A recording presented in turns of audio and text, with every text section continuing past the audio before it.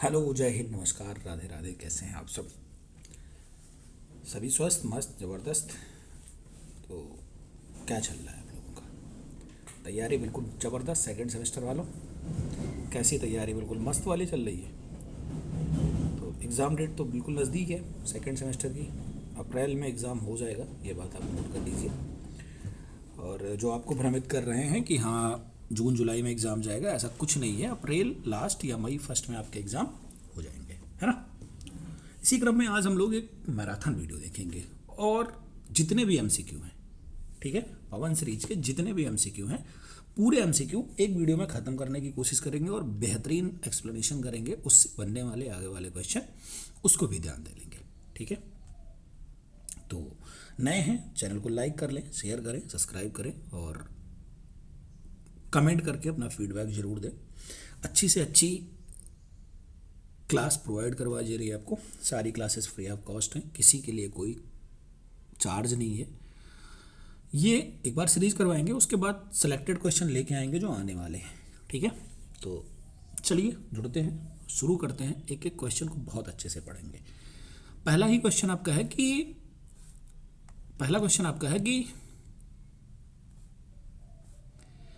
42वां संविधान संशोधन किया गया था। अब 42वां संविधान संशोधन कब किया गया था, क्या क्या बदलाव हुआ, कुछ इंपॉर्टेंट बदलाव पूछा जाता है। देखो, पहले जो 42वां संविधान संशोधन था, इसको क्या कहा गया? इसको एक उपनाम से माना गया। इसको उपनाम इसका क्या कहा गया? लघु संविधान कहा गया। क्या कहा गया दोस्त? लघु संविधान कहा गया, ठीक है। मतलब इतने ज़्यादा बदलाव किए गए, इसको लघु संविधान की उपमा दी गई, ठीक।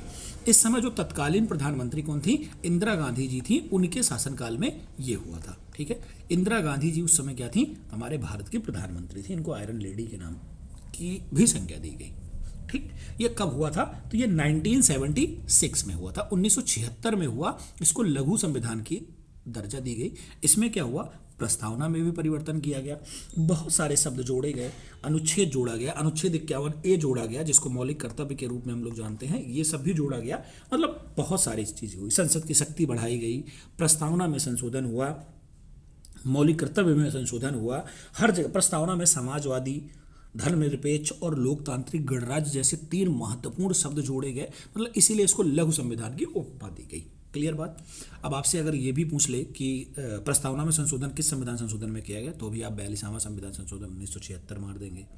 आपसे पूछ ले मौलिक कर्तव्य कब जोड़ा गया, 51A कब जोड़ा गया, तो भी आप बता सकते हैं कि 42वां संविधान संशोधन 1976 से, ठीक है। क्लियर बात? आगे चले नेक्स्ट क्वेश्चन पे। आसान से क्वेश्चन और इसी प्रकार उनका एक्सप्लेनेशन करके हम लोग सवाल को सॉल्व कर लेंगे, ठीक है।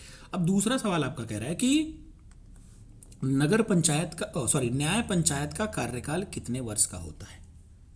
अब न्याय पंचायत बहुत लोग होंगे, गांव से होंगे, तो उनको न्याय पंचायत के बारे में पता होगा। न्याय पंचायत, ग्राम पंचायत, जिला पंचायत, जहां भी होता है, बस इतना याद रखो कि एक का कार्यकाल होता है, बाकी सब का कार्यकाल 5 वर्ष का होता है। लोकसभा है, राष्ट्रपति है, उपराष्ट्रपति, इनका सब का टर्म्स क्या है? 5 वर्ष है। जब आप तुक्का लगाना आपको नहीं समझ में आएगा तो आप 5 वर्ष मार के चले आना, लगभग सही जाएगा। वर्तमान में भारत के सीएजी कौन है? अब ये क्वेश्चन जब आया था 2023 में आया था शायद, तो उस समय वर्तमान भारत के सीएजी कोई दूसरे थे। दूसरे क्या थे? वहां क्रिश्चियन कपूर थे। वहां ऑप्शन ये सही हुआ था। लेकिन अगर ये 2026 में आया तो 2026 में आपके सीएजी कौन है? अब सीएजी आपके हैं के संजय मूर्ति जी। ये आप नोट डाउन कर ले, श्री से खाली रटे नहीं, जो चेंज हुआ है उसको चेंज करें। के संजय मूर्ति जी भारत के कौन है? ये शायद 16वें कैग हैं, नहीं 15वें कैग हैं। कौन है? 15th नंबर के कैग हैं भारत के। वर्तमान में कौन है? नियंत्रक एवं महालेखा परीक्षक हैं, कैग हैं के संजय मूर्ति जी। मतलब ये क्वेश्चन आप अंडरलाइन कर सकते हैं, घेर सकते हैं। उस समय गलत था, तो इस समय हम इनकी चर्चा कर लिए। अगला क्वेश्चन आपका है क्वेश्चन नंबर 4 कि भारत के राष्ट्रपति की स्थिति ब्रिटेन के सम्राट से मिलती जुलती है। ये उपमा आपसे वनडे एग्जाम में भी पूछता है कि भारत के राष्ट्रपति की तुलना किससे की जाती है? तो क्या होता है, भारत का जो राष्ट्रपति होता है इसकी तुलना ब्रिटेन के सम्राट, जो ब्रिटेन की महारानी होंगी या ब्रिटेन का जो राजा होगा उससे की जाती है। वहाँ पर भी सर्वोच्च पद या पहला नागरिक वहाँ का सम्राट होता है। हमारे यहाँ का पहला नागरिक या पहला व्यक्ति हमारा प्रेसिडेंट होता है। ठीक है, तो ये जो उपमा दी थी ये पंडित जवाहरलाल नेहरू ने दी थी। ये आपके एग्जाम में, वनडे एग्जाम में भी बहुत पूछता है।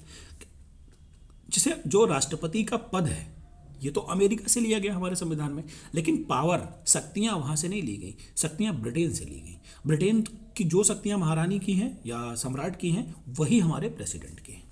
ठीक है, क्वेश्चन नंबर 5, सामंतवाद का पतन किस सदी में हुआ?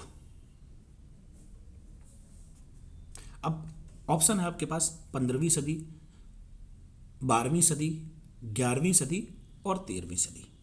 ठीक है, तो जो सामंतवाद का पतन हुआ था उसका मुख्यतः वो 14वीं शताब्दी और 15वीं शताब्दी में हुआ था। कब हुआ था?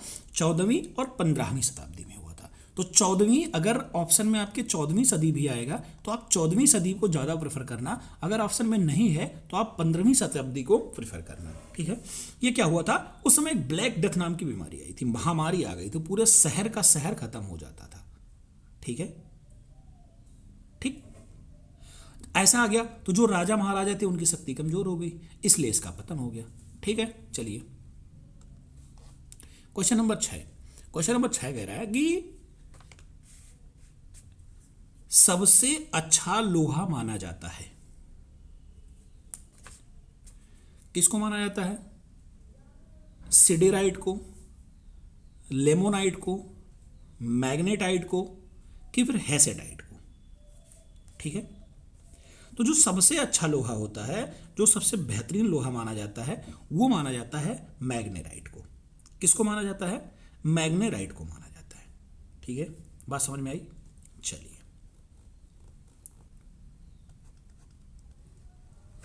ठीक, अगला क्वेश्चन है कि अकबर के नवरत्नों में कौन शामिल नहीं थे? ठीक है, तो अगर आपके पास ये पता चल जाए कि अकबर के नवरत्न में कौन कौन शामिल थे तो आप नहीं निकाल सकते हैं, तो ये लिख लीजिए, ये आता है। नवरत्न यानी 9 लोग होंगे। सबसे पहले नवरत्न में कौन थे? बीरबल थे। कौन थे? बीरबल थे। ठीक, दूसरे कौन थे? दूसरे आपके अबुल फजल थे। कौन थे? अबुल फजल थे। अबुल फजल थे। ठीक है, फिर कौन थे? तानसेन थे। तीसरा तानसेन हो गए। चौथे कौन थे? तो चौथे फैजी थे। कौन थे? फैजी थे। ठीक है, फैजी हो गए। और कौन थे? पांचवे कौन थे? राजा मान सिंह, सॉरी राजा मान सिंह। ठीक है, मान सिंह। और कौन थे? टोडरमल थे। यहां लिख लो आप, टोडरमल, टोडरमल। और कौन थे? मुल्ला दो प्याजा थे। क्या? मुल्ला दो प्याजा थे। मुल्ला दो प्याजा थे। ठीक है, और कौन थे? अब्दुल रहीम खान खाना थे। क्या? अब्दुल, आठवें कौन थे? अब्दुल रहीम खान खाना थे। ठीक है, और एक और थे। कौन थे? उनको क्या कहा जाता था? उनको फकीर अजियाओ, फकीर अजियाओ दीन कहा जाता था। ठीक, तो आपको ऑप्शन में क्या? अबुल फजल मिल गए, तानसेन मिल गए, फैजी मिल गए, रैदास क्या थे? रैदास इनके उसमें शामिल नहीं थे। बात क्लियर, समझ में आई? अगले क्वेश्चन पे चलें। चलिए नेक्स्ट क्वेश्चन पे चलते हैं। अगला क्वेश्चन, अलाउद्दीन खिलजी किसकी हत्या कर सत्ता में आया था? आसान सा क्वेश्चन, शायद इसके चाचा जान थे। वो कौन थे? अलाउद्दीन खिलजी के किसकी हत्या किया था? तो भैया कोकीवाद आप देख के ही गलत कर सकते हैं, इल्तुतमिश या नहीं था। जलालुद्दीन खिलजी की हत्या करके अलाउद्दीन खिलजी गद्दी पे बैठा था।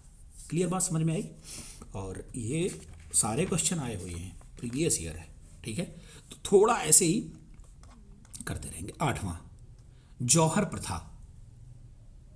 जौहर प्रथा प्रचलित थी सल्तनत काल में, राजपूत काल में, मौर्य काल में कि मुगल काल में? तो जौहर प्रथा जो थी वो आपकी जो राजपूत काल था उसमें थी, औरतें जौहर कर लेती थी, उसको जौहर प्रथा कहते थे। ठीक है, जौहर प्रथा क्या होती है थोड़ा जान लेंगे।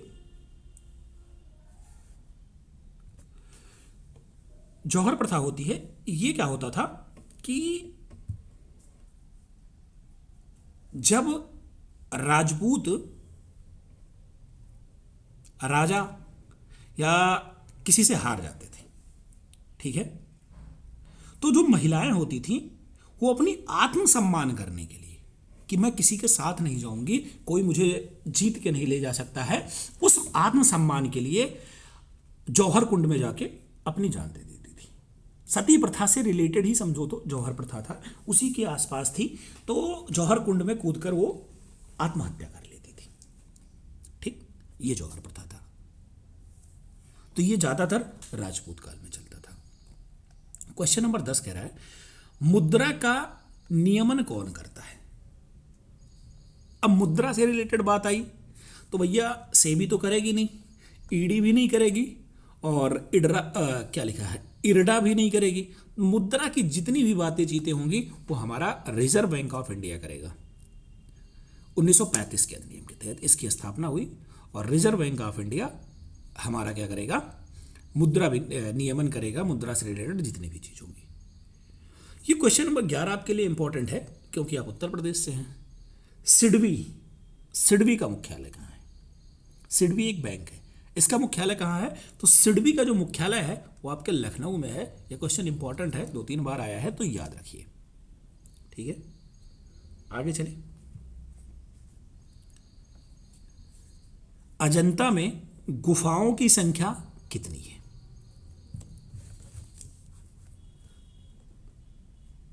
ऑप्शन है 42, 20, 25 कि 30।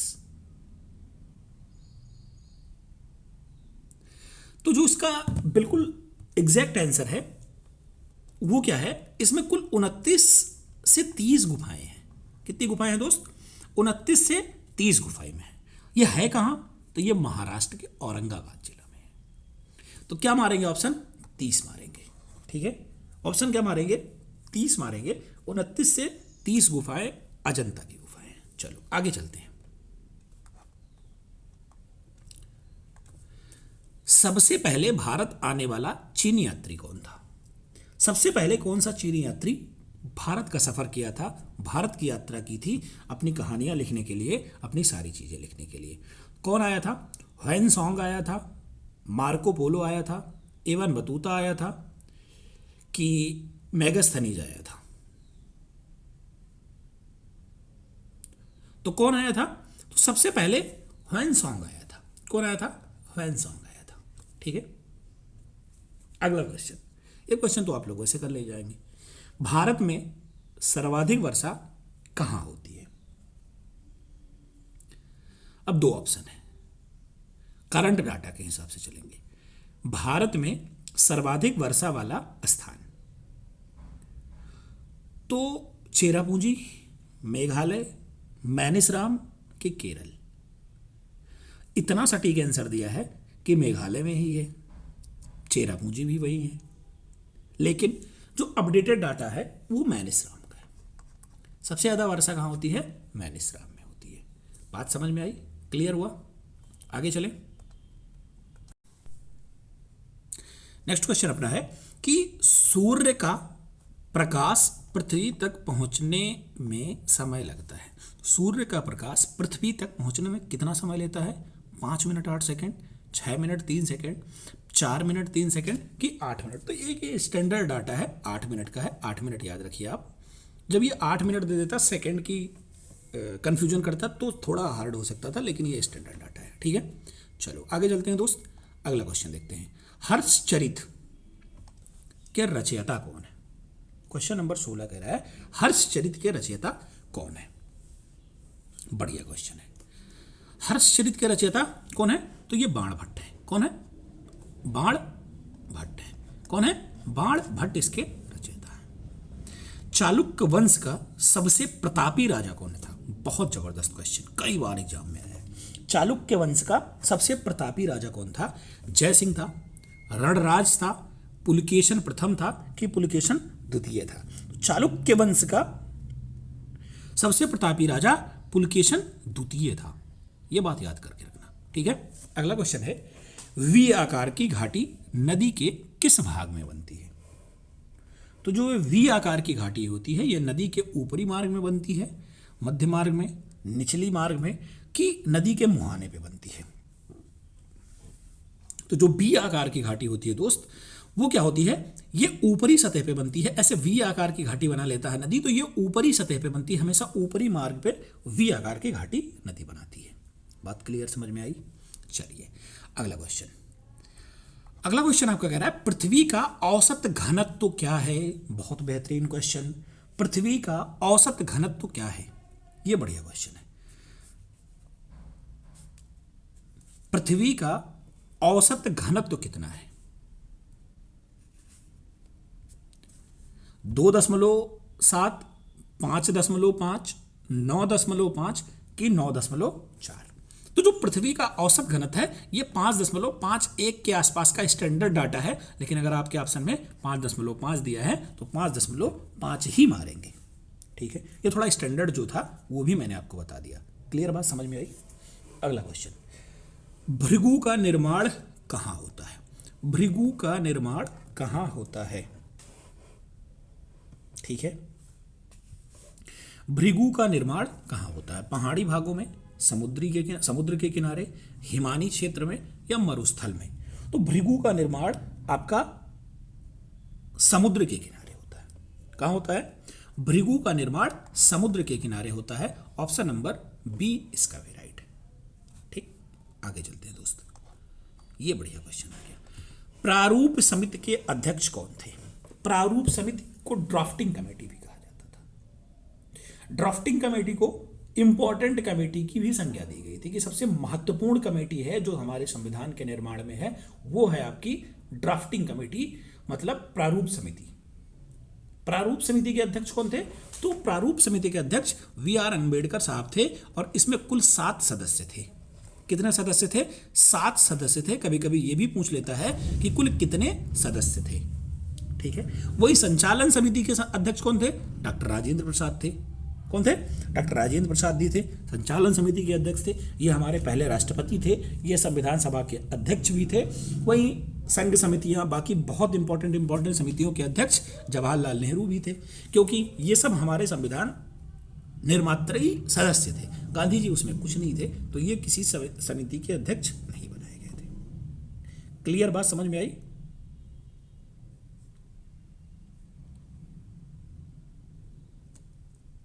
आगे चले, चलिए अगला क्वेश्चन कह रहा है, ज्वालामुखी उद्गार से प्राप्त देव पदार्थ का भूतल का नाम क्या है?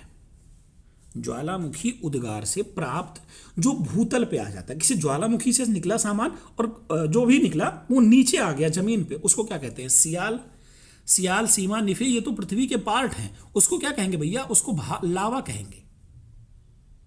समझ रहे हो? ये तो सब पृथ्वी के वो हो जाते हैं पार्ट, कितने भागों में बांटी गई है, ये पृथ्वी है। वो सियाल, सीमा, निफे तो पृथ्वी का पार्ट है, लेकिन जो निकल के जमीन पे आता है उसको क्या कहते हैं? उसको लावा कहते हैं। क्या कहते हैं? लावा कहते हैं। बात समझ में आई? चलिए आगे चलते हैं और अगला क्वेश्चन देखते हैं। सापेक्ष आर्द्रता मापी जाती है, किसमें मापी जाती है? हाइग्रोमीटर में, हाइड्रोमीटर में, बैरोमीटर में कि एनीमीटर में? तो आर्द्रता, एक चीज पकड़ो, केवल आर्द्रता, ये हमेशा दा रहेगा तो क्या बनेगा? गा बनेगा। आर्द्रता हाइग्रोमीटर में नापी जाती है, ठीक है। आर्द्रता हाइग्रोमीटर में नापी जाती है। क्लियर बात, समझ में आई? आगे चलें अगले क्वेश्चन पे। चलिए आगे चलते हैं। सर्वाधिक लवणता वाला सागर, लवणता मतलब समझ रहे हैं? सबसे ज्यादा नमक, ठीक है, या सबसे ज्यादा नमकीन पानी किस सागर का है? कैस्पियन सागर, लाल सागर, मृत सागर कि भूमध्य सागर? तो जो सबसे ज्यादा लवणता है वो डेड सी में है। कहाँ है? डेड सी में, मृत सागर में। ठीक है, ये कहाँ है? डेड सी में, मृत सागर में। क्लियर बात समझ में आ गई? चलिए नेक्स्ट क्वेश्चन पे चलें और अगला क्वेश्चन देखते हैं। धन्वंतरी किस काल के महान वैद्य थे? धन्वंतरी, ठीक है, मौर्य काल के, गुप्त काल के, महाजनपद काल के, कि राजपूत काल के? तो जो धन्वंतरी थे वो किस काल के थे? वो गुप्त काल के थे। ये बहुत ही महान वैद्य थे गुप्त काल के, ठीक है, बी। चलिए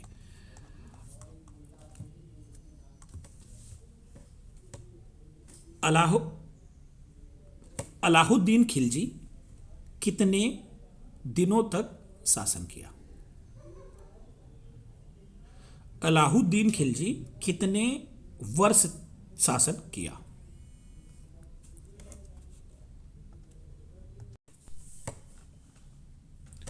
तो कितने दिन तक शासन किया? 10 वर्ष, 15 वर्ष, 20 वर्ष, 5 वर्ष। अब ये तो रट लोगे, आप तो रट लोगे 20 वर्ष, लेकिन आप ये जान लो कि उसका टाइम पीरियड कब से कब तक था।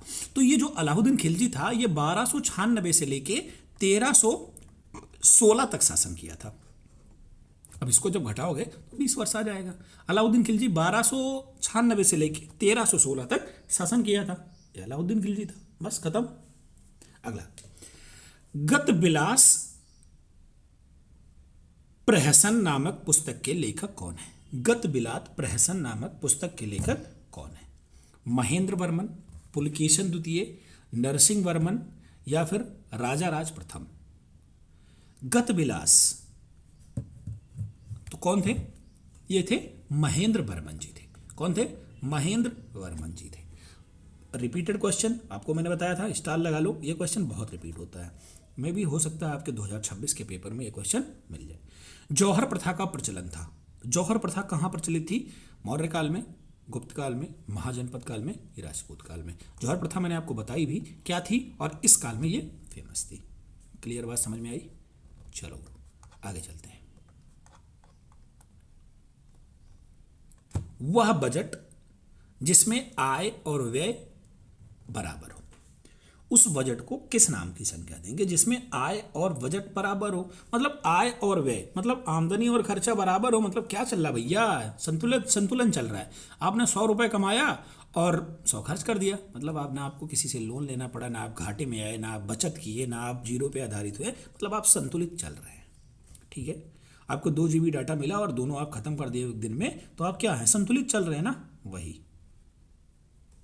आगे चले, चलिए तीसरा क्वेश्चन है, भारतीय कृषि में निम्न उत्पादकता का कारण क्या है? मतलब जो भारतीय कृषि है अपेक्षा विदेशों की कृषि से थोड़ी उत्पादकता कम है। थोड़ी, बहुत नहीं, क्योंकि भारत को ही कृषि प्रधान देश कहा जाता है। ठीक है, तो क्या है, थोड़ा हम लोग पिछड़ी तकनीकी का उपयोग करते हैं, जोत का आकार छोटा छोटा रखते हैं, छोटे छोटे खेत रखते हैं। ठीक है, साखे का प्रमाण है, यानी क्या हो जाएगा? तो ये उपरोक्त सभी हो जाएगा, इससे क्या है? थोड़ा कम है। ठीक है, आगे चले, अगला क्वेश्चन, हरिसेन किसके दरबारी कवि थे? इंपॉर्टेंट है, स्टार लगा लो। हरिसेन किसके दरबारी कवि थे?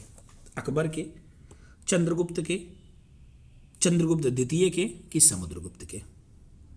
तो हरिसेन किसके दरबारी कवि थे? हरिसेन समुद्रगुप्त के दरबारी कवि थे। किसके दरबारी कवि थे? समुद्रगुप्त के दरबारी कवि थे हरिसेन। क्लियर, समझ में आई? आगे चलें दोस्त, चलिए। इंडिका की रचना किसने की? इंडिका की रचना किसने की? इंडिका नामक पुस्तक के लेखक कौन है? हैनसांग, फाहियान, मेगास्थनीज, की कौटिल्य? इंडिका किसकी रचना है? बहुत फेमस है, कई बार एग्जाम में आई है। इंडिका मेगास्थनीज की बहुत फेमस रचना है। ठीक है, चतुर्भुज मंदिर कहाँ स्थित है? चतुर्भुज मंदिर कहाँ स्थित है? अजंता में, कालिंजर के किला पे, कौशाम्बी, की खजुराहो? तो जो चतुर्भुज मंदिर है ये कहाँ स्थित है? ये खजुराहो में स्थित है। कहाँ स्थित है? खजुराहो में स्थित है। क्लियर बात समझ में आई? चलो आगे चलते हैं। पत्र मुद्रा के प्रकार हैं। पत्र मुद्रा ये क्या है? ये चेक मुद्रा है, हुंडी है, कि फिर बांड है, कि फिर उपरोक्त सभी है?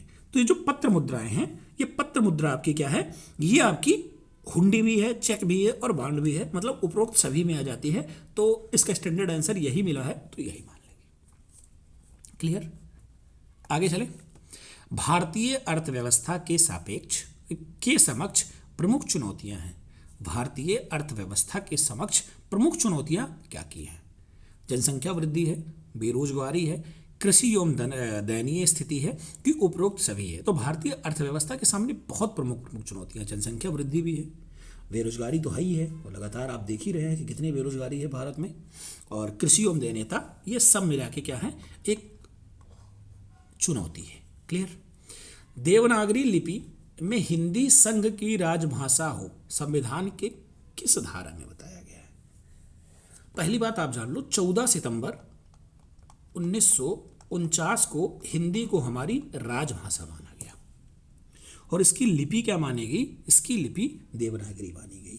तो ये जो धारा रखा गया या फिर जो आर्टिकल रखा गया, ये आर्टिकल 343, क्या 343 के तहत 14 सितंबर 1949 को हिंदी को राजभाषा का दर्जा दिया गया। ठीक है, राष्ट्रभाषा नहीं, राजभाषा। और इसकी लिपि क्या हुई? इसकी लिपि देवनागरी हुई। क्लियर बात समझ में आई? आगे चलें। नेक्स्ट है अपना, शिक्षा संविधान की किस अनुसूची का विषय है? बहुत बार आया है। शिक्षा पर कानून कौन बना सकता है? हमारे संविधान में 3 अनुसूचियां हैं, केंद्र, राज्य और समवर्ती। संघ सूची इसको बोलते हैं, समवर्ती सूची और राज्य सूची। इसमें अलग अलग विषय दिए हैं। तो जो शिक्षा है, इसमें दोनों कानून बना सकते हैं, राज्य अपना कानून बना सकता है, केंद्र अपना कानून बना सकता है। तो ये क्या होता है, ये दोनों सूचियों का विषय है, ये संघ और राज्य मतलब दोनों का विषय है, मतलब समवर्ती सूची का विषय है। क्लियर बात समझ में आई? आगे चलें। अगला क्वेश्चन, उपभोक्ता जागरूकता की प्रमुख विशेषता है क्या? उपभोक्ता जागरूकता की प्रमुख विशेषता क्या है? सूचनाओं का ज्ञान, तार्किक सोच, क्रियाशीलता की उपरोक्त सभी। तो जैसे सूचना जागरूकता का क्या ज्ञान है, तो ये सभी हो जाते हैं। देखो, जहां लगभग लगभग उपरोक्त सभी मिल रहा है, वो लगभग लगभग उपरोक्त सभी सही हो रहा है, तो ये थोड़ा कॉमन सेंस यूज कर लेना। ठीक है। पृथ्वी को कितने गोलार्ध में बांटा गया है? पृथ्वी को कितने गोलार्ध में बांटा गया है? तो 2 ही गोलार्ध में, एक उत्तरी गोलार्ध, एक दक्षिणी गोलार्ध। ठीक है, 2 गोलार्ध में बांटा गया है।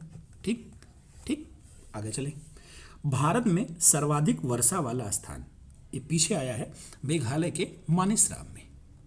क्वेश्चन रिपीट हो रहे हैं। क्यों रिपीट हो रहा है? क्योंकि ये सीरीज है और ये जब भी आया है वो वाला क्लास है।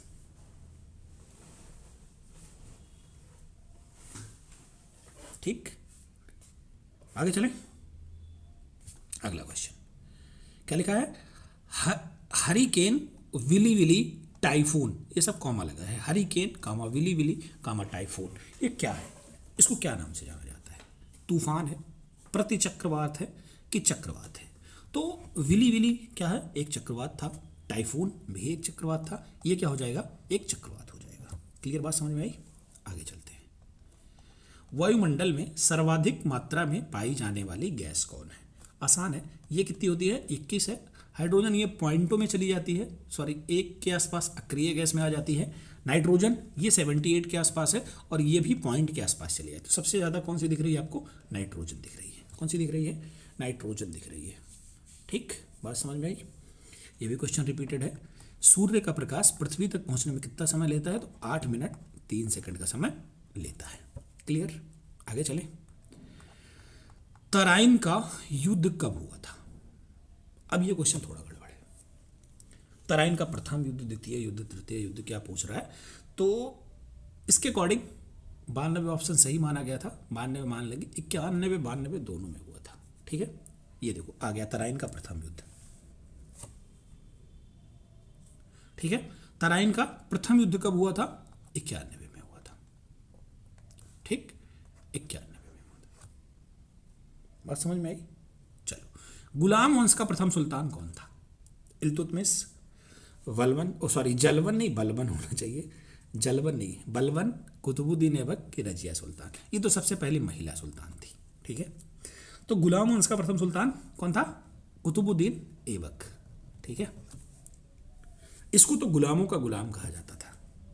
ठीक, इसको गुलामों का गुलाम कहा जाता था और कुतुबुद्दीन ऐबक को क्या कहा गया, गुलाम वंश का प्रथम सुल्तान माना गया। विश्व की सबसे लंबी नदी है कौन सी? राइन, नील, मिसिसिपी कि फिर हांगवांग्रोहो? क्या? हाँ। तो सबसे लंबी नदी कौन सी है? सबसे लंबी नदी जो आपकी है वो क्या है? नील नदी है। क्या है? नील नदी है। ठीक, आगे चलते हैं, अगला क्वेश्चन देखते हैं। सक्रिय ज्वालामुखी का उदाहरण है। सबसे सक्रिय ज्वालामुखी कौन है? पोपा, फ्यूजियामा, विसुविसस पर या स्ट्राम्बोली? तो सबसे सक्रिय ज्वालामुखी जो है वो आपके क्या है? स्ट्राम्बोली है। ठीक है, क्या है? स्ट्राम्बोली है। ठीक, समानता का अधिकार किस अनुच्छेद में वर्णित है? 19 से 22, 6 से 12, 14 से 18 कि 16 से 18? तो जो समानता का अधिकार है वो 14 से 18 में है। ठीक है, 18 उपाधियों का अंत है, 16 शैक्षणिक संस्थानों में आरक्षण की बात करता है, 5 से 11 तक आपका क्या है? ये नागरिकता है। ठीक है, आगे चलिए। अजमेर में किस सूफी संत की दरगाह है? अजमेर में किस सूफी संत की दरगाह है? बात समझ में आई? ख्वाजा निजामुद्दीन औलिया, ख्वाजा मोइनुद्दीन चिश्ती, कुतुबुद्दीन बख्तियार काकी या फिर ख्वाजा सलीम चिश्ती? 50 नंबर सवाल। तो किसकी है? ख्वाजा मोइनुद्दीन चिश्ती की दरगाह कहाँ है? ये आपकी अजमेर में है। बैंक ड्राफ्ट क्या है? साख मुद्रा, प्रतिनिधित्व पत्र मुद्रा, वास्तविक मुद्रा या परिवर्तनशील मुद्रा? तो बैंक ड्राफ्ट क्या है आपका? बैंक ड्राफ्ट आपका क्या है? तो ये साख मुद्रा है। क्या है? साख मुद्रा बैंक ड्राफ्ट है। क्लियर बात समझ में आ रही है? चलिए, नेक्स्ट क्वेश्चन अपना था बैंक ड्राफ्ट है। बैंक ड्राफ्ट क्या है? साख मुद्रा है, वास्तविक मुद्रा है, प्रतिनिधि पत्र मुद्रा है या परिवर्तनशील मुद्रा है? तो बैंक ड्राफ्ट क्या है आपका? ये एक साख मुद्रा है। क्या है दोस्त? साख मुद्रा है। अगले क्वेश्चन पे चलें। महमूद गजनवी ने सोमनाथ मंदिर पर कब आक्रमण किया? महमूद गजनवी सोमनाथ मंदिर पे कब आक्रमण किया? तो 1025 और 1026 में उसने भारत के सोमनाथ मंदिर पर आक्रमण किया और बहुत सारा सोना लूट के गजनी लेके गया। ठीक, अगला क्वेश्चन है ग्रांड ट्रंक रोड का निर्माण किस शासक ने करवाया था? तो ग्रांड ट्रंक रोड का निर्माण किसने करवाया था? अकबर, शेरशाह, शेख अफगान या नादिर शाह? तो जो ग्रांड ट्रंक रोड था वो किसने करवाया था? शेरशाह सूरी ने करवाया था। ठीक है, ग्रांड ट्रंक रोड का निर्माण शेरशाह सूरी ने करवाया था। आगे चलते हैं। भारत का नेपोलियन किसे कहा जाता है? भारत का नेपोलियन किसे कहा जाता है? चंद्रगुप्त को, अशोक महान को, समुद्रगुप्त को या चंद्रगुप्त द्वितीय विक्रमादित्य को? तो भारत का नेपोलियन किसे कहा जाता है? समुद्रगुप्त को भारत का नेपोलियन कहा जाता है। ठीक है, अगला वायुमंडल में सबसे अधिक गैस का प्रतिशत अभी मैंने बताया था कि किसका है? नाइट्रोजन का है, 78 के आसपास, और ये 21 के आसपास है। बाकी ये सब 1% में सब आ जाते हैं। क्लियर? आगे चलिए 56 नंबर क्वेश्चन है कि निम्नलिखित में से अंतरराष्ट्रीय चट्टान का उदाहरण नहीं है। कौन सा है? निम्नलिखित में से कौन सा रूपांतरित चट्टान का उदाहरण नहीं है? संगमरमर, स्लेट, क्वार्टजाइट, ग्रेनाइट? तो कौन सी नहीं है? 2020 में आया था ये। तो ग्रेनाइट जो है वो रूपांतरित चट्टान नहीं है। मोहम्मद बिन तुगलक अपनी राजधानी दिल्ली से कहाँ ले गया था? तो जो मोहम्मद बिन तुगलक था वो अपनी राजधानी दिल्ली से कहाँ लेके चला गया था? दौलताबाद लेके चला गया था। ठीक, अगला क्वेश्चन अश्व अक्षांश से संबंधित है। अश्व अक्षांश से क्या संबंधित है? 30 डिग्री, 60 डिग्री, 45 डिग्री कि 90 डिग्री। तो ये जो अश्व अक्षांश है इसको 30 डिग्री बोलते हैं। क्या बोलते हैं? 30 डिग्री बोलते हैं। अगला क्वेश्चन, गल्फ स्ट्रीम है। गल्फ स्ट्रीम क्या है? खाड़ी में एक नदी है, महासागरीय धारा है, जेट स्ट्रीम का दूसरा नाम है कि ध्रुवीय धारा है। गल्फ स्ट्रीम क्या है? जल्दी बताएंगे। तो ये क्या है? एक महासागरीय धारा है। गल्फ स्ट्रीम जो आपकी है ये महासागरीय धारा है। क्लियर? समझ आया? आगे चलते हैं। सम्राट अशोक के पिता का नाम क्या था? अब इसमें और इसमें ये दोनों तो गलत हो गया, बच्चों को बहुत कंफ्यूजन होती है। बिंदुसार कि बिंबसार? अशोक सम्राट के पिता का क्या नाम था? देखो, अशोक विंदु होगा, बिंब नहीं, बिंदुसार होगा। ठीक है। बाघ की गुफाएं कहाँ हैं? महाराष्ट्र, उत्तर प्रदेश, मध्य प्रदेश कि छत्तीसगढ़? तो बाघ की गुफाएं, सबसे ज़्यादा बाघ कहाँ हैं? तो भारत के मध्य प्रदेश में सबसे ज़्यादा बाघ हैं और यहीं पे बहुत ज़्यादा टाइगर रिजर्व हैं और बाघ की गुफा भी आपकी यही है। आगे चलें? चलो आगे चलते हैं। मुद्रा राक्षस के लेखक, नाटक के लेखक कौन थे? मुद्रा राक्षस नाटक के लेखक कौन है? शूद्रक हैं, कालिदास हैं, विशाख दत्त हैं कि भारवी हैं? और मुद्रा राक्षस के लेखक जो हैं वो कौन है? विशाख दत्त हैं। ठीक है, मुद्रा राक्षस के लेखक विशाख दत्त हैं। अगला क्वेश्चन, गुप्त काल की भाषा थी। गुप्त काल की क्या भाषा थी? पाली थी, पाली नहीं होता है, पाली होता है। ठीक है, पाली। प्राकृत थी, हिंदी थी कि संस्कृत थी? 63 नंबर क्वेश्चन है आपका। गुप्तकालीन भाषा क्या थी? तो वो संस्कृत थी। कौन थी? संस्कृत थी। ठीक है। अगला क्वेश्चन, सल्तनत काल में सैनिकों को नगद वेतन देने की प्रणाली अपनाई थी। नगद वेतन मतलब उनको पैसा देना, कैश देना। किसने अपनाई थी? इल्तुतमिश ने, रजिया सुल्तान ने, नसीरुद्दीन महमूद ने कि अलाउद्दीन खिलजी ने? 64 का जवाब। तो जो नगद वेतन था सल्तनत काल में वो सबसे पहले अलाउद्दीन खिलजी ने देना शुरू किया था। क्लियर? समझ में आया? आगे चलते हैं। पृथ्वीराज रासो के अनुसार राजपूतों की उत्पत्ति हुई। पृथ्वीराज रासो के अनुसार राजपूतों की उत्पत्ति हुई प्राचीन क्षत्रिय से, ब्राह्मणों से, विदेशियों से कि अग्निकुंड से? तो पृथ्वीराज रासो के अनुसार जो राजपूतों की उत्पत्ति मानी जाती है वो अग्निकुंड से मानी जाती है। कहाँ से मानी जाती है? अग्निकुंड से मानी जाती है। सूफी संत निजामुद्दीन औलिया की दरगाह कहाँ स्थित है? सूफी संत निजामुद्दीन औलिया की दरगाह कहाँ स्थित है? आगरा में, लखनऊ में, कानपुर में कि दिल्ली में? तो जो सूफी संत निजामुद्दीन औलिया थे इनकी जो दरगाह है ये कहाँ है? ये दरगाह दिल्ली में। ठीक है, कहाँ है दोस्त? दिल्ली में है। कहाँ है? दिल्ली में। ठीक। अगला क्वेश्चन, अगला क्वेश्चन है, पल्लवों का प्रसिद्ध बंदरगाह था। जो पल्लव वंश थे इनका प्रसिद्ध बंदरगाह कहाँ था? ठीक है, तो पल्लवों का प्रसिद्ध बंदरगाह जो था वो कहाँ था? कांची में, महाबलीपुरम में, तंजौर में कि वेंगी में? तो इनका ये जो था वो कांची में था। ठीक है, आगे चलते हैं।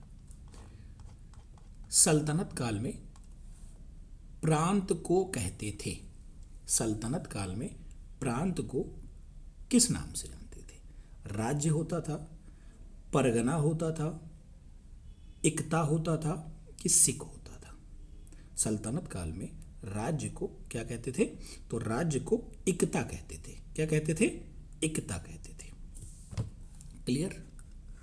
ठीक है, सॉरी, प्रांत को इक्ता कहते थे। आगे चले एक बार फिर से, अगर आप लोगों ने चैनल को लाइक और शेयर सब्सक्राइब नहीं किया है तो प्लीज़ चैनल को लाइक कर लें, शेयर कर दें और सब्सक्राइब कर लें। ठीक है, अपने सभी दोस्तों में शेयर कर दें। ठीक है, बेहतरीन क्लास महामैराथन। अगर आप इस क्लास को केवल ईयरफोन लगा के एक दो बार सुन लिए तो भी आपकी पूरी सीरीज रिपीट हो जाएगी। एक बार आप बिल्कुल नॉर्मल मोड में सुनना, उसके बाद एक दो बार फास्ट मोड में सुन लेंगे तो पूरी सीरीज आपकी रिपीट हो जाएगी। और जानते हैं आप कि प्रीवियस ईयर डीएलएड में लगातार क्वेश्चन बनते हैं, जिससे आपका मेरे अनुमान से बढ़िया बेनिफिट होगा। ठीक, भूकंप नापने की इकाई क्या है? भूकंप को किस में नापते हैं? मापक में, रिएक्टर में, समताप में या मिलीबार में? तो भूकंप को किस में नापा जाता है? भूकंप को हमेशा रिएक्टर स्केल पे नापा जाता है। किस पे नापा जाता है दोस्त? ये रिएक्टर स्केल पे नापा जाता है। ठीक है, तो क्या हो जाएगा? रिएक्टर स्केल हो जाएगा। ठीक है, आगे चले। चलिए, अगला क्वेश्चन आपका है संगमरमर है, ये क्या है? रूपांतरित शैल है, परतदार शैल है, अग्नेय शैल है या फिर मिट्टी है? संगमरमर क्या है? संगमरमर आपका परतदार शैल है। क्या है? परतदार शैल है। आगे चलते हैं, अगला क्वेश्चन, समुद्र तल से ऊपर उठे हुए विशालतम भूभाग को क्या कहते हैं? समुद्र तल मतलब जमीन से, जो समुद्र तल मतलब पानी का जो वो है, उससे ऊंचे उठे विशालतम भाग को क्या कहते हैं? महासागर कहते हैं, स्थलमंडल कहते हैं, महाद्वीप कहते हैं कि जलमंडल कहते हैं? तो समुद्र से उठे विशालतम भाग को महाद्वीप कहते हैं। क्या कहते हैं? महाद्वीप कहते हैं। सबसे बड़ा महासागर है, 72 क्वेश्चन है, सबसे बड़ा महासागर आपका कौन सा है? हिंद महासागर, प्रशांत महासागर, लाल सागर कि काला सागर? तो सबसे बड़ा महासागर आपका है प्रशांत महासागर। ये जो आपका है सबसे बड़ा महासागर है। आगे चलिए, चलते हैं। भारतीय संविधान में नीति निर्देशक तत्व, मोस्ट इंपॉर्टेंट क्वेश्चन आपके यूपी टेट के लिए भी, तत्वों को किस देश के संविधान से लिया गया है? तो जो इसको एक और नाम से आता है डीपीएसपी, ये कहाँ से लिया गया है? जो डीपीएसपी है ये हमारा आयरलैंड के या आयरिश के संविधान से लिया गया है। कहाँ से लिया गया है? आयरलैंड या आयरिश के संविधान से डीपीएसपी हमारे भारतीय संविधान में लिया गया है। आगे चलते हैं दोस्त। निजी और सार्वजनिक दोनों क्षेत्रों में सह अस्तित्व पाया जाता है। निजी और सार्वजनिक दोनों क्षेत्रों में सह अस्तित्व पाया जाता है। साम्यवादी अर्थव्यवस्था में, समाजवादी अर्थव्यवस्था में, मिश्रित अर्थव्यवस्था में कि पूंजीवादी अर्थव्यवस्था में? कौन सी अर्थव्यवस्था में सार्वजनिक और सह अस्तित्व दोनों पाया जाता है? 74 क्या हो जाएगा? तो जो मिक्स्ड अर्थव्यवस्था होती है, मिश्रित अर्थव्यवस्था होती है, इसी में दोनों पाया जाता है। ठीक है, आगे चलते हैं। गुप्त संवत का प्रारंभ किया था। गुप्त संवत का प्रारंभ किसने किया था? चंद्रगुप्त प्रथम, चंद्रगुप्त मौर्य या चंद्रगुप्त विक्रमादित्य या फिर समुद्रगुप्त? तो गुप्त वंश के प्रारंभ चंद्रगुप्त प्रथम ने किया था। किसने किया था? चंद्रगुप्त प्रथम ने किया था। क्लियर? अगला चले, आगे चलते हैं। कलिंग युद्ध के बाद अशोक ने घोषणा की थी। कलिंग युद्ध के बाद अशोक ने क्या घोषणा की थी? कि भेरी घोष की, धर्म घोष की या फिर भेरी घोष तथा धर्म घोष या इनमें से कोई नहीं? तो कलिंग का जब युद्ध हो गया था तो उसके बाद अशोक ने धर्म घोष की घोषणा की थी। ठीक है, अधोलिखित में कौन गुप्तकालीन स्वर्ण मुद्रा थी? मतलब जो ये ऑप्शन लिखा है इसमें कौन सी गुप्तकालीन मुद्रा थी? कौड़ी थी, दिनार थी, निस्क था कि पर्ण था? तो जो गुप्तकालीन मुद्रा थी इन ऑप्शन में वो क्या थी? वो दिनार थी। क्या थी? दिनार थी। ठीक, बात समझ में आई? आगे चलें, अगला क्वेश्चन 77 हो गया। 79, 8 मिसिंग है। 8 दिलवाड़ा जैन मंदिर स्थित है। जो दिलवाड़ा जैन मंदिर है ये कहाँ स्थित है? मध्य प्रदेश में, राजस्थान में, उत्तर प्रदेश में या गुजरात में? भैया दिलवाड़ा जैन मंदिर अपने उत्तर प्रदेश में तो है ही नहीं, एक ऑप्शन तो आप यहीं से काट दो। गुजरात में भी नहीं है, मध्य प्रदेश और राजस्थान में आप कंफ्यूज होना तो मध्य प्रदेश राजस्थान को मार के चले आना। जैन दिलवाड़ा मंदिर राजस्थान में ही है। ठीक है, अगला क्वेश्चन, पल्लवों के प्रसिद्ध रथ मंदिर किस स्थान पर निर्मित हैं? पल्लव वंश का जो प्रसिद्ध मंदिर था, रथ मंदिर जिसको कहते थे, वो कहाँ स्थित है? कांची में, बंगी में, महाबलीपुरम में या तंजौर में? तो जो रथ मंदिर है ये आपका महाबलीपुरम में स्थित है। तो इनका प्रसिद्ध बंदरगाह कांची में था, ऊपर पढ़ के आए हम लोग। गीत गोविंद के रचयिता कौन है? गीत गोविंद किसकी रचना है? जयदेव की है, जायसी की है, या फिर अमीर खुसरो की है, या उपरोक्त में से कोई नहीं? जो गीत गोविंद रचना है ये जयदेव महोदय की है। किसकी है? जयदेव महोदय की है। क्लियर, समझ आया? आगे चले, चलिए आगे चलते हैं। कृष्णदेव राय के दरबार में अष्टदिग्गज थे। कृष्णदेव राय के दरबार में अष्टदिग्गज थे। किसको अष्टदिग्गज की उपाधि दी गई थी? 8 मंत्रियों को कहा गया था, या 8 तेलुगु कवियों को कहा गया था, कि 8 महान सेनापतियों को कहा गया था, कि 8 परामर्शदाता को कहा गया था? तो कृष्णदेव राय के दरबार में जो अष्टदिग्गज थे उनको किसको कहा गया था? जो 8 तेलुगु कवि थे उनको अष्टदिग्गज की उपाधि दी गई थी। समझ आई? आगे चले, चलो दोस्त आगे चलते हैं। मानसूनी पवनें क्या कहलाती हैं? मानसूनी पवनों को क्या कहते हैं? नियतवाही पवनें कहते हैं, मौसमी पवन कहते हैं, स्थलीय पवन कहते हैं, सागरीय पवन कहते हैं। मानसूनी पवन क्या कहलाती है? नियतवाही, मौसमी, स्थलीय पवन, सागरीय पवन। 83 क्या कहेंगे इसको? तो ये आपकी मौसमी पवनों को क्या कहते हैं? नियतवाही पवनें कहते हैं। क्लियर, समझ आया? आगे चलते हैं। वायुमंडल में सबसे अधिक गैस की मात्रा, वेरी रिपीटेड क्वेश्चन, तीसरी चौथी बार आ चुका है एग्जाम में। चलो आगे चलते हैं, समय नहीं बर्बाद करेंगे। 62.5 डिग्री या 62.5% से ध्रुवों के मध्य पाया जाने वाला ताप कटिबंध है। क्या है? शीतोष्ण है, शीत है, उष्णक है, या इनमें से कोई नहीं है? तो क्या हो जाएगा? उसको शीतोष्ण कहते हैं। क्या कहते हैं?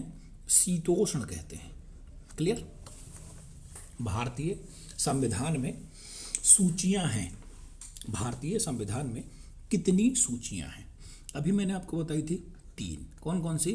संघ लिखो पहले, फिर लिखो राज्य, फिर लिखो समवर्ती। ठीक है, अभी मैंने आपको बताया था शिक्षा जो आपका है वो समवर्ती सूची का विषय है, बहुत पूछा जाता है। ठीक है, अगला क्वेश्चन भी रिपीटेड क्वेश्चन। भारतीय संविधान सभा में प्रारूप समिति के अध्यक्ष कौन थे? प्रारूप समिति मतलब ड्राफ्टिंग कमेटी। ड्राफ्टिंग कमेटी के अध्यक्ष डॉक्टर BR अम्बेडकर जी थे। ठीक है, कुल कितने मेंबर थे? तो कुल 7 लोग थे। कई लोगों के बारे में मैंने बताया था, समझ में आया? आगे चलते हैं दोस्त। अर्थव्यवस्था में पूंजी का बाजार कौन बनाता है? अर्थव्यवस्था में पूंजी का बाजार कौन बनाता है? उपभोक्ता बनाता है, शेयर बनाता है, स्टॉक एक्सचेंज बनाता है, कि बैंक बनाता है? अर्थव्यवस्था में पूंजी का बाजार कौन बनाता है? तो अर्थव्यवस्था जो होती है बनाती है, तो उसमें जो पूंजी का बाजार होता है वो स्टॉक एक्सचेंज बनाता है। कौन बनाता है? स्टॉक एक्सचेंज बनाता है। मूल्य मापक का कार्य मुद्रा का, मूल्य मापक का कार्य मुद्रा का क्या होता है? सहायक कार्य होता है, अन्य कार्य होता है, प्रमुख कार्य होता है, या आकस्मिक कार्य होता है? 89 ये क्या होता है आपका? ये आपका प्रमुख कार्य होता है। क्या होता है? प्रमुख कार्य होता है। आगे चलते हैं दोस्त, ये भी रिपीटेड क्वेश्चन है। महमूद गजनवी ने सोमनाथ मंदिर पर आक्रमण कब किया था? वही बिल्कुल रिपीटेड 25 और 26 में। तराइन के मैदान में मोहम्मद गौरी का किस राजा के साथ युद्ध हुआ था? बहुत जबरदस्त क्वेश्चन। जो तराइन का युद्ध हुआ था उसमें जो ऑप्शन दिए ऑप्शन के अकॉर्डिंग चलेंगे। देखो राजा जयपाल तो थे नहीं, जयचंद भी नहीं थे, आनंदपाल भी नहीं थे, कौन थे? पृथ्वीराज चौहान थे। क्लियर, समझ आया? चलिए, ये भी रिपीटेड क्वेश्चन ही है कि गुलाम वंश का प्रथम सुल्तान कौन था? अभी आपको बताया था, इल्तुतमिश नहीं था, गयासुद्दीन बलबन नहीं था, रजिया सुल्तान नहीं थी, कौन था? ऐबक था, कुतुबुद्दीन ऐबक था। अगला क्वेश्चन है, गयासुद्दीन बलबन दिल्ली का शासक बना। तो जो गयासुद्दीन बलबन था वो दिल्ली का शासक कब बना? 1206 में, 1210 में, 1211 में कि 1266 में? गयासुद्दीन बलबन था वो 1266 में दिल्ली का शासक बना। क्लियर, समझ में आया? दिल्ली में लोधी वंश की स्थापना की थी। दिल्ली में लोधी वंश की स्थापना किसने की थी? बहलवल लोधी ने, सिकंदर लोधी ने, इब्राहिम लोधी ने कि संग्राम सिंह ने? दिल्ली में लोधी वंश की स्थापना किसने की थी? दिल्ली में लोधी वंश की स्थापना बहलवल लोधी ने की थी। किसने की थी दोस्त? बहलवल लोधी ने की थी। ठीक, दिल्ली में लोधी वंश की स्थापना बहलवल लोधी ने की थी। क्लियर, आगे चलते हैं। अगला क्वेश्चन आपका है, तालीकोट का युद्ध हुआ। 95 नंबर क्वेश्चन है, तालीकोट का युद्ध किसके मध्य हुआ? सॉरी, तालीकोट का युद्ध कब हुआ? 1565 में, 1568 में, 1560 में कि 1590 में? तालीकोट का युद्ध कब हुआ? तालीकोट का युद्ध 1565 ईस्वी में हुआ। बात समझ आई? आगे चलते हैं। विजयनगर साम्राज्य के शासन व्यवस्था में राज्य को कितने प्रांतों में बांटा गया था? जब विजयनगर का शासन चल रहा था या साम्राज्य चल रहा था तो राज्यों को कितने प्रांतों में बांटा गया था? 6 प्रांतों में, 15 प्रांतों में, 20 प्रांत में कि 30 प्रांत में? तो जब विजयनगर का शासन चल रहा था तो राज्यों को 6 प्रांत में बांटा गया था। कितने प्रांतों में बांटा गया था? 6 प्रांत में बांटा गया था। अगला क्वेश्चन है, पृथ्वी का आकार है कैसा है? गोल है, चपटा है, वर्गाकार है कि त्रिभुजाकार है? इतना बेसिक सा क्वेश्चन। पृथ्वी का आकार क्या है? गोलाकार है या अंडाकार है? अगला क्वेश्चन, भारत में ग्रीष्मकालीन वर्षा का मुख्य कारण क्या है?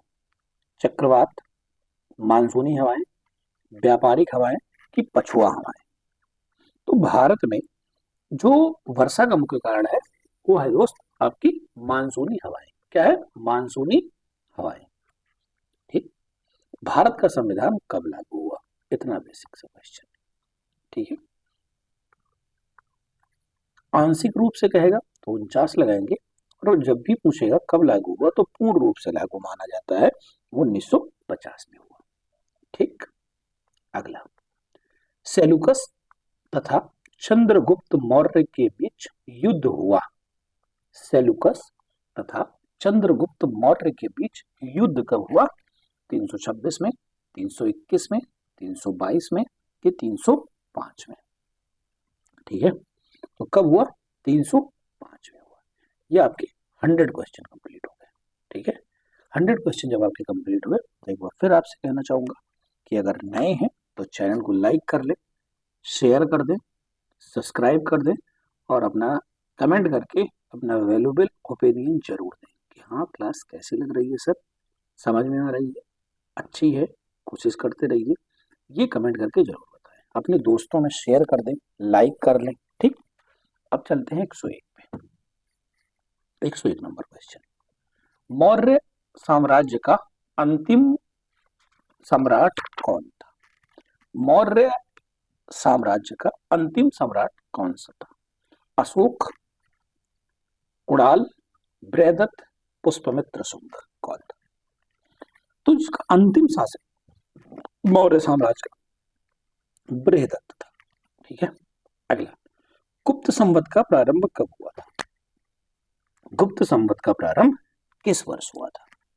तो जो आपके ये गुप्त संवत था ये कब हुआ था? 319 में, 375 में, 380 में, या फिर 335 में? तो जो गुप्त संवत था आपका वो 319 से हुआ। क्लियर? दशावतार मंदिर कहाँ स्थित है? भूमरा में, देवगढ़ में, खजुराहो में, भीतरगांव में? जो भूमरा मंदिर है, सॉरी दशावतार मंदिर है, ये आपका कहाँ है? ये आपका देवगढ़ में। कहाँ है? देवगढ़ में। क्लियर? आगे चले। अगला, पाल वंश की स्थापना किसने की? धर्मपाल, लक्ष्मणपाल या लक्ष्मण सेन, गोपाल की देवपाल? पाल वंश की स्थापना गोपाल ने की थी। किसने की थी? गोपाल। ठीक है, आगे चले। अजमेर में किस सूफी संत की दरगाह है? ख्वाजा निजामुद्दीन औलिया, ख्वाजा मोइनुद्दीन चिश्ती, या कुतुबुद्दीन बख्तियार काकी, या ख्वाजा सलीम चिश्ती? Repeated question. किसकी है? ख्वाजा मोइनुद्दीन चिश्ती की है। महमूद गजनबी ने भारत पर आक्रमण के समय भारत आया अलबरूनी ने किसकी रचना की थी? सीधा इसका पूछने का मतलब है अलबरूनी ने किस पुस्तक को लिखा? अलबरूनी कौन सी पुस्तक का लेखक था? किताबुल रहला, शाहनामा, राजतरंगड़ी, किताबुल हिंद? तो अलबरूनी क्या लिखा था? शाहनामा लिखा था। क्या लिखा था? शाहनामा लिखा था। अगला क्वेश्चन, दिल्ली सल्तनत के किस वंश में सर्वाधिक शासक हुआ? क्या? दिल्ली सल्तनत के किस वंश में सर्वाधिक शासक हुआ? तथा कथित दास वंश ने, खिलजी वंश ने, तुगलक वंश ने, कि सैयद वंश ने? सबसे ज्यादा शासक किस वंश का रहा? तो जो दास वंश का था, कथित दास वंश था, वो सबसे ज्यादा, ऐसा आपकी सीरीज में। ठीक है, अगला, प्रयाग प्रशस्ति किससे संबंधित है? प्रयाग प्रशस्ति किसके द्वारा करवाई गई है? किसने लिखा? कौन लिखा था? चंद्रगुप्त प्रथम, समुद्रगुप्त, कुमारगुप्त, स्कंदगुप्त? प्रयाग प्रशस्ति आपकी समुद्रगुप्त से थी। ठीक है, तुगलक वंश का संस्थापक कौन था? फिरोज शाह तुगलक, गयासुद्दीन तुगलक, मोहम्मद तुगलक, या खान जहां मकबूल? तुगलक वंश का शासक कौन था? ये आपका था गयासुद्दीन तुगलक था। कौन था? गयासुद्दीन तुगलक आपका तुगलक वंश का शासक था। समझ आई बात? आगे चलते हैं।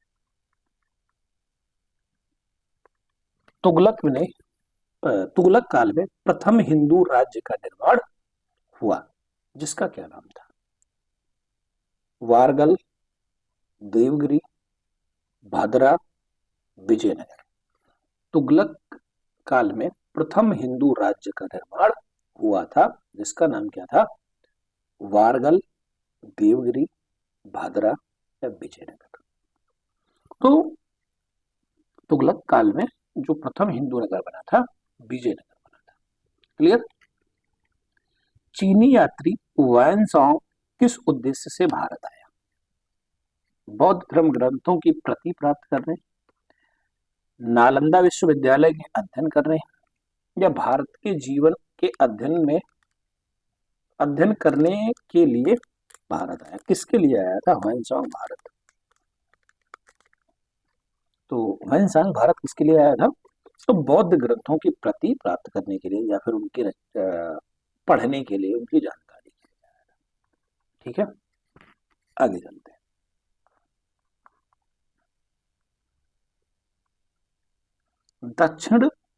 भारत के दक्षिण पठार अधिकांश बने हैं परतदार शैलों से, रूपांतरित शैलों से, अग्नीय शैलों से, या फिर उपयुक्त में से कोई नहीं?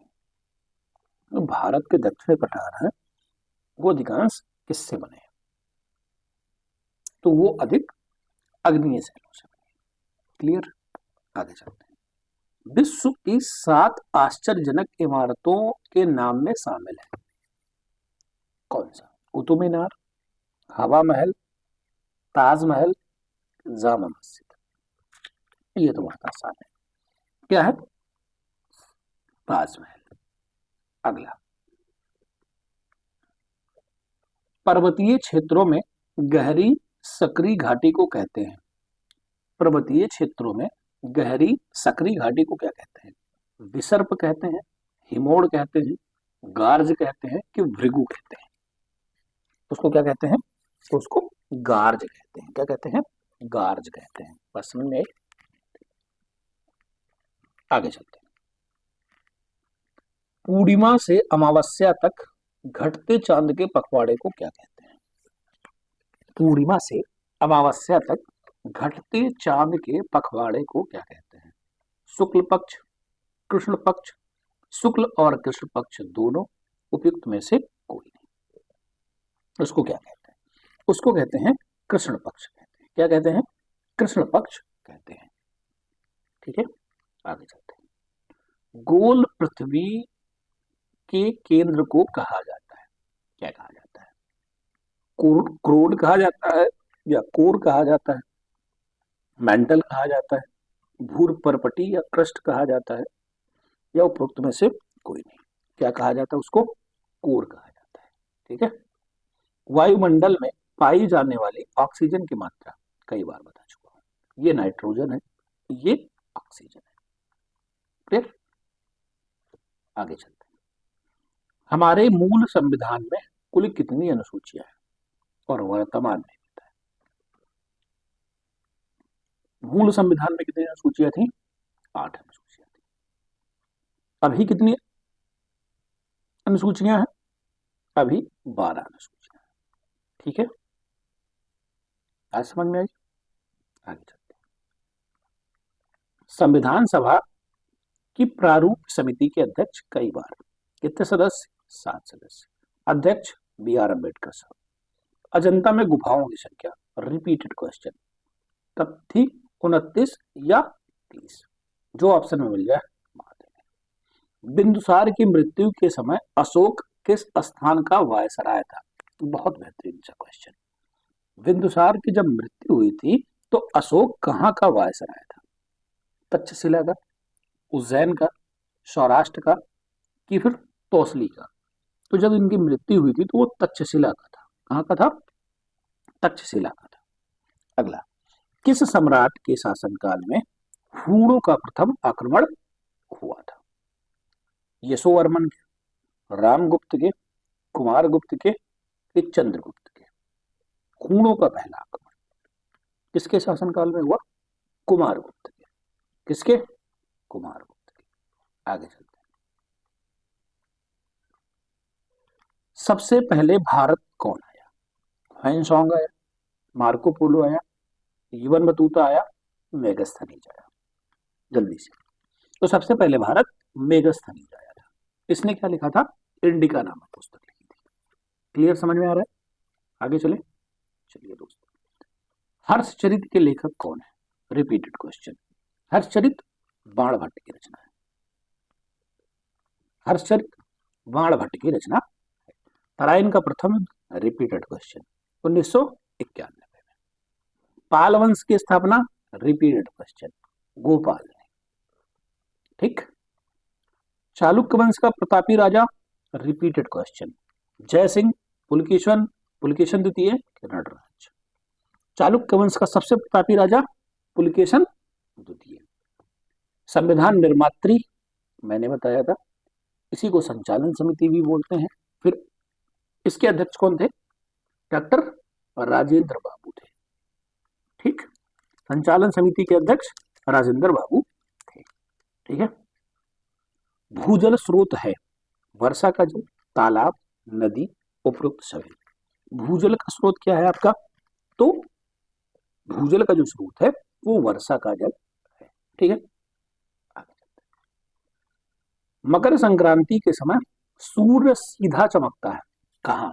कर्क रेखा पे, मकर रेखा पर, विषुवत रेखा पर, कि ध्रुवों पर? जल्दी से बताइए। तो ये कहाँ चमकता है? मकर रेखा पर। कहाँ चमकता है? मकर रेखा पर। ठीक है। भारत का मानक समय निर्धारित किया जाता है? 80 डिग्री पूर्वांतर देशांतर से, 90 डिग्री देशांतर से, 23.5 डिग्री पूर्वी देशांतर से, 22.5 डिग्री पूर्वी देशांतर से। जल्दी ये जो समय आपका निर्धारित किया जाता है, ये 82.5 डिग्री पूर्वी देशांतर से किया जाता है। आगे चलते हैं। कौन सा मूल अधिकार नागरिकों को प्राप्त नहीं है? शोषण के विरुद्ध बिल्कुल मिलता है, धार्मिक के विरुद्ध बिल्कुल मिलता है, स्वतंत्रता के विरुद्ध बिल्कुल मिलता है, संपत्ति का बिल्कुल मिलता था, अब नहीं मिलता है। ठीक है, पहले संपत्ति का मौलिक अधिकार या मूल अधिकार में शामिल था, फिर बाद में इसको हटा दिया गया, विधिक अधिकार बना दिया गया। आगे चलते हैं। ये तत्व जिसको नीति निर्देशक तत्व भी बोलते हैं, न्यायालय के लिए उपयोगी प्रकाश स्तंभ है, यह कथन किसका है? एमसी सीतलवाड़ का है, डॉक्टर राजेंद्र प्रसाद का है, प्रोफेसर केटी शाह का है, या फिर जवाहरलाल नेहरू का है? तो जो नीति निर्देशक तत्व हैं, ये न्यायालय के लिए उपयोगी प्रकाश स्तंभ है, यह कथन एमसी सीतलवाड़ का है। ठीक है, आगे चलते हैं। शेक्सपियर किस देश के नागरिक थे? अमेरिका के थे, इंग्लैंड के थे, फ्रांस के थे, आयरलैंड के थे? तो विलियम शेक्सपियर थे, वो इंग्लैंड के थे। ठीक है, आगे चलते हैं। चोल काल में निर्मित सर्वोत्कृष्ट प्रतिमा है? चोल काल में निर्मित सर्वोत्कृष्ट प्रतिमा किसकी थी? विष्णु की थी, नटराज की थी, भगवान वेंकटेश्वर की थी, भगवान बुद्ध की थी? चोल काल में सबसे सर्वोत्कृष्ट प्रतिमा नटराज की थी। किसकी थी? नटराज की थी। वह सुल्तान जिसने कारखानों को एकता नाम दिया। एकता, एकता का संबंध इल्तुतमिश से था। आगे चलते हैं। 2.5 दिन का झोपड़ा कहाँ स्थित है? 2.5 दिन का झोपड़ा कहाँ स्थित है? दिल्ली में, लाहौर में, अजमेर में, काबुल में? 2.5 दिन का झोपड़ा ये आपका कहाँ है? अजमेर में स्थित है। हिजरी संवत चलाया गया किसके द्वारा? बाबर के द्वारा, हुमायूं के द्वारा, अकबर के द्वारा, शाहजहां के द्वारा? हिजरी संवत किसके द्वारा चलाया गया? तो हिजरी संवत आपके अकबर के द्वारा चलाया गया। किसके द्वारा चलाया गया? अकबर के द्वारा चलाया गया। खानवा युद्ध के लिए प्रसिद्ध क्षेत्र स्थित था। खानवा युद्ध के लिए प्रसिद्ध क्षेत्र कहाँ स्थित था? दिल्ली में, आगरा में, सोनीपत में, कि फतेहपुर सीकरी में? तो खानवा के लिए जो प्रसिद्ध युद्ध क्षेत्र था वो आपका कहाँ था? वो आपका फतेहपुर सीकरी में था। क्लियर, आगे चलते हैं। मराठों की स्वतंत्रता के युद्ध का नेतृत्व किया। मराठों की जो स्वतंत्रता हुई थी उसके युद्ध का नेतृत्व किसने किया? दुर्गादास ने, अहिल्याबाई ने, ताराबाई ने, जीजाबाई ने? तो मराठों की स्वतंत्रता का जो युद्ध हुआ था उसका नेतृत्व 1940 में आप क्या करेंगे? तो ताराबाई ने किया था। किसने किया था? ताराबाई ने किया था। लोकसभा में राष्ट्रपति द्वारा आंग्ल इंडियन सदस्यों को मनोनीत करने का, कितने सदस्यों को राष्ट्रपति मनोनीत कर सकता है, वो भी आंग्ल इंडियन? तो ये 2 थे। ठीक है, आगे चलते हैं। फिर क्या लिखा है? सर्वोच्च न्यायालय को अपने फैसलों को बदलने का अधिकार है। बदलने का अधिकार केवल मुख्य न्यायाधीश को है, बदलने का अधिकार नहीं है, बदलने का अधिकार केवल न्यायालय के पास है। तो जो सर्वोच्च न्यायालय का फैसला होगा वो केवल सर्वोच्च न्यायालय ही बदल सकता है। ठीक है, और कोई बदल नहीं सकता है। कौन सा मौलिक अधिकार सर्वाधिक विवाद का विषय रहा? तो आप जानते हैं सबसे ज्यादा विवाद किस अधिकार के लिए हुई थी? संपत्ति के अधिकार के लिए। बाद में इसको हटा भी दिया गया। ठीक, आगे चलते हैं। वह बजट जिसमें आय व्यय बराबर हो। Repeated question. आय व्यय बराबर है मतलब संतुलित है। ठीक, आगे दामोदर घाटी योजना संबंधित है। दामोदर घाटी कहाँ है? पश्चिम बंगाल में है, बिहार तथा पश्चिम बंगाल में है, असम में है कि बिहार में है? तो ना तो खाली बिहार में है और ना ही पश्चिम बंगाल में है, ये दोनों के बीच में। ठीक है, थोड़ा थोड़ा आगे क्या लिखा है? 6 महीने दिन, 6 महीने की रात और 6 महीने का दिन किस ध्रुव पे होता है? तो ये उत्तरी दक्षिणी ध्रुव पर क्या होता है? 6 महीने का दिन और 6 महीने की रात होती है। समझ आई बात? आगे चलते हैं। 3 ओर से घिरा पृथ्वी का भाग क्या कहलाता है? तीनों ओर से घिरा पृथ्वी का भाग क्या कहलाता है? पठार कहलाता है, सिंधु पंख कहलाता है, महासागर धारा कहलाता है कि प्रायद्वीप कहलाता है? जो तीनों तरफ से घिरा होगा जल से, उसको क्या कहेंगे? प्रायद्वीप कहेंगे। ठीक है। मूंगफली खेती के लिए उपयुक्त मिट्टी कौन सी है? मूंगफली खेती के लिए सबसे उपयुक्त मिट्टी कौन सी होती है? काली मिट्टी, लाल मिट्टी, लेटेराइट मिट्टी या चिकनी मिट्टी? तो मूंगफली की खेती के लिए सबसे उपयुक्त मिट्टी जो आपकी होती है दोस्त, वो आपकी होती है काली मिट्टी। बात समझ आई? सर्वाधिक लवणता वाला सागर। रिपीटेड क्वेश्चन, अभी आपने किया था, ये आपका क्या था? डेड सी मृत सागर। ठीक, आगे चलते हैं। तो भाई साहब 149 क्वेश्चन आपका इस वीडियो में था। ठीक है, वीडियो आपको कैसी लगी, क्वेश्चन कैसा लगा, ये सारे प्रीवियस ईयर थे जो आज तक आए। तो एक बार आप चैनल को लाइक जरूर करना, शेयर जरूर करना, कमेंट करना, और पीडीएफ के लिए इसकी हमारे टेलीग्राम को जरूर ज्वाइन कर लेना। और आप अगर हमसे सोशल मीडिया पे जुड़ना चाहते हैं किसी क्वेरी के लिए, तो आप हमारा इंस्टाग्राम पेज भी फॉलो कर सकते हैं। ठीक है, तो कैसी लगी क्लास? एक वीडियो में मैंने सारा खत्म किया, ऐसे ऐसे मैं सोच रहा हूँ अब एक वीडियो में आपको हर सब्जेक्ट की खत्म करके दे दूँ। चैनल को लाइक करें, शेयर करें, सब्सक्राइब करें। मिलते हैं किसी अगली वीडियो में, तब तक के लिए धन्यवाद, जय हिंद, और ख्याल रखिएगा, तैयारी करते रहिएगा, लाइक करना बिल्कुल मत भूलिएगा, शेयर करना